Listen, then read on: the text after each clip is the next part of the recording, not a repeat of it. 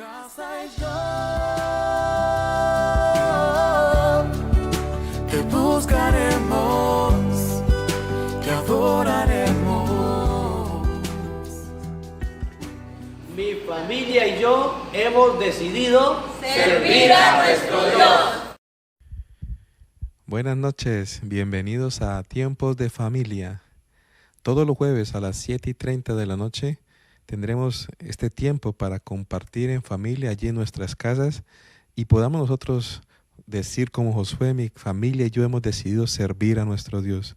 Recuerde, todos los jueves 7:30, reúne tu familia y compartan este momento en la presencia del Señor. Que el Señor les bendiga. Buenas noches, hermanos, que el Señor me les bendiga.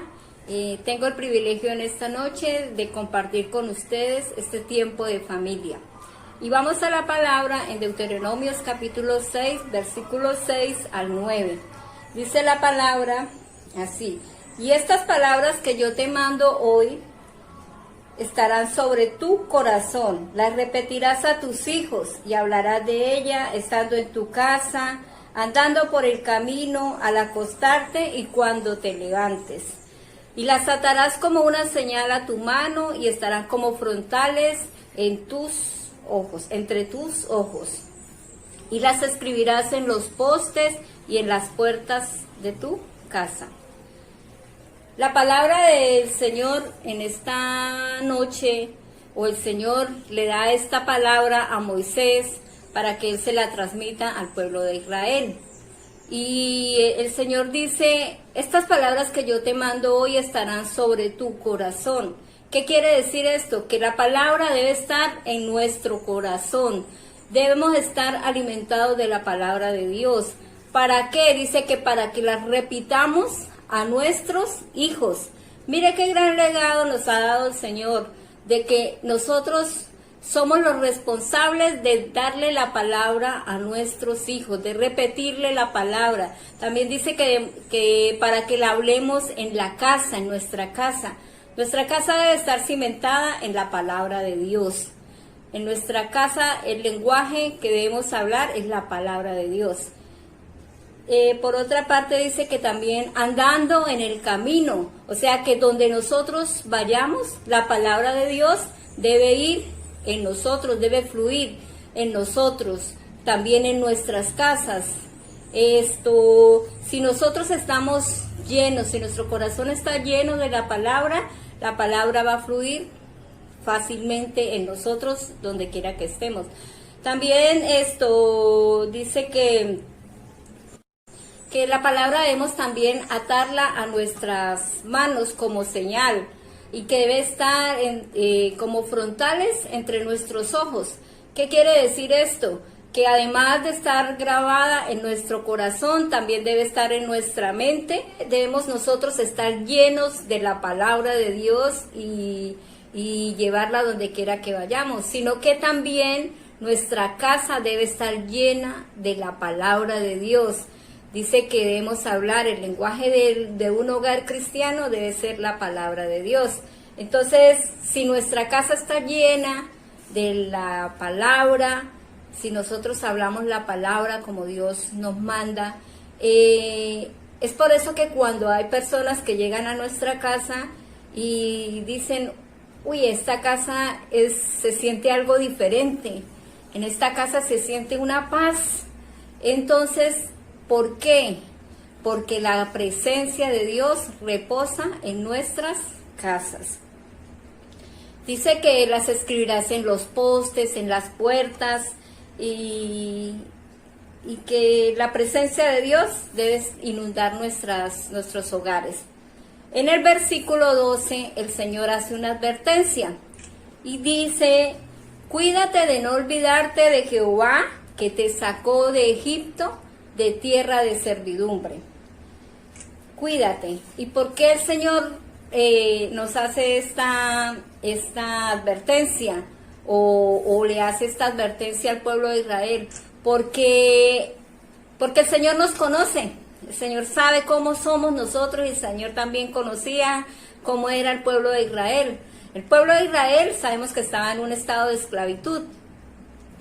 Y el Señor llamó a Moisés, ¿para qué? Para darle libertad al pueblo. Ellos evidenciaron todas las grandezas, todo el poder del Señor, todo lo que hizo para sacarlos de Egipto, de la esclavitud donde se encontraban. Pero una vez en el desierto, cuando ellos empezaron a enfrentar necesidades a sus enemigos, entonces el pueblo de Israel solo veía el problema y se olvidaba de ese Dios que había mostrado su poder y su grandeza. Se olvidaron de que Dios podía suplir cualquier necesidad que ellos tuvieran. Asimismo nos pasa a nosotros. Nosotros somos igual que ese pueblo de Israel. Conocemos a Dios, sabemos que es el Dios de los imposibles, que para Él no hay nada imposible, no hay nada difícil. Sabemos que Él es más grande que cualquier problema, que cualquier afección, que cualquier necesidad, que cualquier enfermedad. Pero nosotros también, cuando llega la enfermedad, cuando llega la aflicción, cuando llega cualquier cosa, cualquier adversidad, también hacemos lo mismo, nos enfrascamos en el problema y nos olvidamos que Dios es más grande. Muchas veces nosotros, cuando hacemos algo que sabemos que no es del agrado de Dios, nos preocupamos más porque no se dé cuenta el pastor, porque no me vean mis padres, mis hermanos, ¿sí? Pero es que Dios nos dice, haz lo recto y lo bueno ante los ojos de Jehová, dice. Entonces, de quien debemos tener que cuidarnos de no hacer lo malo es delante de Él, porque Él lo conoce todo, Él escudriña hasta lo más íntimo de nuestro corazón, Él conoce hasta lo más íntimo de nuestros pensamientos. Dice que no ha salido la palabra de nuestra boca y Él ya la sabe. Entonces, de Él no tenemos nada que esconder, porque Él es omnisciente, todo lo sabe. Entonces, ¿qué pasa si nosotros obedecemos esto que el Señor nos está diciendo? Si nosotros obedecemos, dice que nos irá a ir bien. ¿Quién no le gusta que vaya bien, cierto? A todos nos gusta que nos vaya bien. También así alcanzaremos las promesas que Dios tiene para nosotros. ¿Cuántas promesas hay en la Biblia que Dios tiene para nosotros? Si hacemos lo bueno y hacemos lo recto delante de Él. Y también, como si fuera poco, dice que arrojará a nuestros enemigos delante de nosotros. Qué maravilloso, qué grande es el Señor, ¿cierto? Cosas grandes y maravillosas tiene Dios para con nosotros. En el capítulo 8, versículo 11 al 14, el Señor vuelve y nos reitera esta advertencia. Vuelve y dice, cuídate de no olvidarte de Jehová tu Dios, cumple tus mandamientos, decretos y estatutos. No seas que comes y te sacies, que edifiques y habites buenas casas y que tus riquezas se aumenten. ¿Y qué pasa cuando nos empieza a ir bien? Dice el Señor, y tu corazón se enorgullezca y te olvides de Jehová, que te sacó de casa de servidumbre, y digas en tu corazón, mi poder y la fuerza de mi mano me han dado estas riquezas. Entonces, no se nos debe olvidar de dónde nos ha sacado Dios. Al pueblo de Egipto lo sacó de esclavitud. Nosotros también éramos esclavos del pecado, pero su amor y su misericordia nos alcanzó y nos ha hecho nuevas criaturas. Entonces, no nos olvidemos de lo que Dios, de dónde Dios nos ha sacado. No digamos, esto lo tengo yo porque yo estudié, porque bastante me quemé las pestañas, porque tengo buenos amigos, tengo buenos contactos. No, que nuestro corazón nunca se envanezca, que nuestros pies siempre estén en la tierra, puestos en la tierra, porque reconocemos que todo viene de Dios. Él es el que nos da la vida, Él es el que nos da la sabiduría, Él nos da la gracia para nosotros desempeñarnos en nuestras labores diarias. Porque mire lo que dice el Señor, ¿qué pasaría si nosotros nos olvidáramos de Dios? Dice, mas si llegares a olvidarte de Jehová tu Dios y andares en pos de dioses ajenos y les adorares, yo lo afirmo, dice Jehová, que pereceréis. Qué triste, ¿cierto? Es una triste noticia que nos llegue a pasar esto.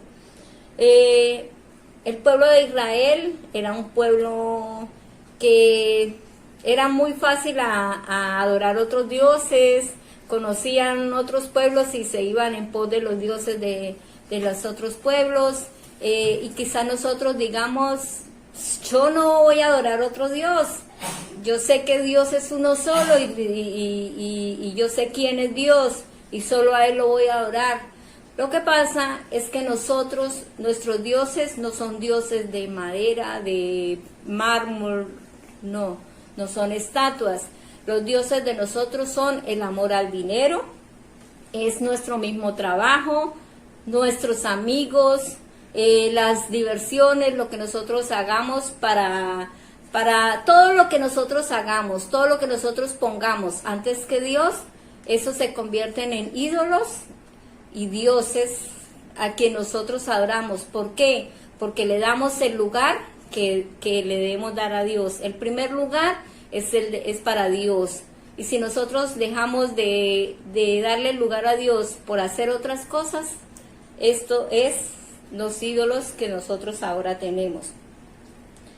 Por otra parte, en el capítulo 9, versículo 27 al 29, vemos que Moisés se levanta como un intercesor. Moisés le dice a Jehová, acuérdate de tus siervos Abraham, Isaac y Jacob. No mires la dureza de este pueblo, su impiedad y su pecado.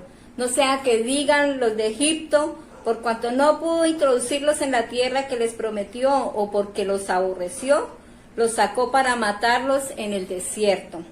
Ellos son tu pueblo, son tu heredad, que sacaste con gran poder. Moisés conocía bien cómo era el pueblo, pero Moisés también conocía bien cómo era Dios. Moisés le dijo a Dios lo que era el pueblo y le pidió perdón y le dijo que no tuviera en cuenta la dureza de su corazón, su impiedad, su pecado, ¿cierto? Pero también sabía que Dios es un Dios de amor, un Dios de misericordia, y que Él iba a interceder porque Dios iba a perdonar al pueblo de Israel. Entonces por eso Moisés se para e intercede por su pueblo. Y en Jueces capítulo 2, versículo 10, pasa algo triste. Dice que después de la muerte de Josué, se levantó una generación que no conocía a Dios, ni las obras que Él había hecho por Israel. Qué tristeza, ¿no? Pasó lo que el Señor venía advirtiéndonos.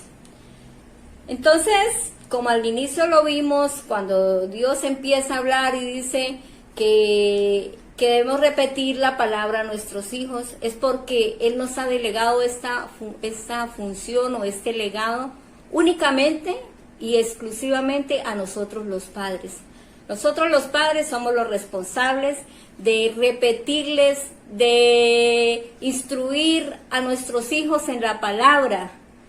En Proverbios 22:6, el Señor dice, instruye al niño en su camino, y aun cuando fuere viejo, no se apartará de él. Entonces, esa es la responsabilidad única y exclusivamente de los padres. Un día el Señor nos va a preguntar, ¿qué hiciste con tu hijo? ¿Lo instruiste en la palabra? ¿Lo corregiste? ¿O lo dejaste hacer lo que a él bien le parecía? Un día tenemos nosotros como padres que responderle a Dios qué hicimos con nuestros hijos. Porque quizás muchos diremos, yo lo mando todos los domingos a la escuela dominical. No es suficiente con eso. Déjeme decirle que no es suficiente con mandarlos a la escuela dominical. Somos nosotros, los padres, quienes debemos repetirle a nuestros hijos, no solamente a nuestros hijos, a nuestros nietos, a nuestros sobrinos. Debemos no solamente hablarles y repetirles la palabra, también debemos ser ejemplo. Que ellos vean en nosotros que somos hacedores de la palabra, que no tan solamente oímos la palabra y ya, no, que somos hacedores de ella. Y que ellos puedan ver a Jesús en nosotros. Esa es la tarea de nosotros como padres. Y nosotros hoy en día también estamos enfrentando una generación que no conoce a Dios. Se ha levantado así como cuando después de la muerte de Josué, hoy en día también se ha levantado una generación que no conoce a Dios. ¿Todo por qué? Porque nosotros le fallamos a Dios y tenemos que pedirle perdón a Dios por eso, porque no cumplimos con el mandato que Dios nos dio, nos ha dado. Una generación desenfrenada, una generación que no tiene temor de Dios, y andan en alcoholismo, en drogadicción, pornografía, homosexualismo, adulterio, en fin, nosotros sabemos cómo está la juventud hoy en día, todo porque a los padres se nos olvidó hablarles y que ellos conocieran ese Dios grande y maravilloso.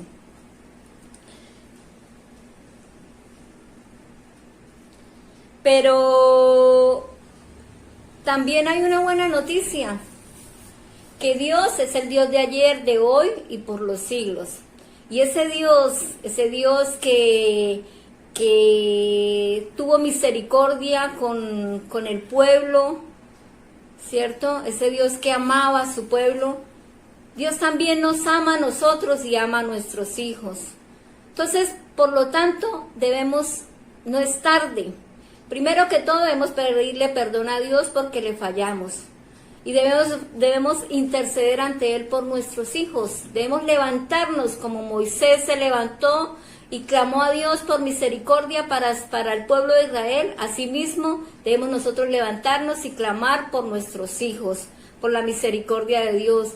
Hablemosle a nuestros hijos, ese Dios que nos ama tanto, que dio lo más valioso, lo más precioso, que es un hijo. Lo dio, ¿por qué? Por amor a nosotros. Y su Hijo se entregó a sí mismo por nosotros porque también nos ama.